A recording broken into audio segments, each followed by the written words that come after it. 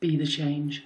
Strive together with vision, with courage and with optimism to be the change. A message of support for the Dalai Lama as his visit to the UK gets underway. His Holiness is giving a speech on peace to young people in Manchester at the weekend. He'll share a stage with this man. The Dalai Lama asked me to do this thing, so I think if the Dalai Lama asked you to do something, even if it was like clean the car, you just do it, don't you? Because you recognise that he's dedicated his entire life to being in tune with God.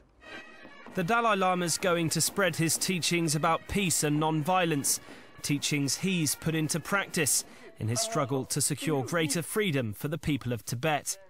He's been in exile since 1959, 10 years after China invaded the country he's spiritual leader of.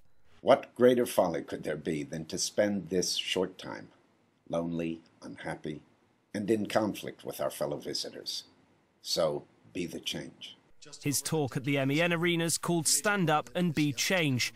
Under 25s get in free. It is my hope that this will be a century of peace, a century of dialogue, a century when a more caring, responsible, and compassionate humanity will emerge.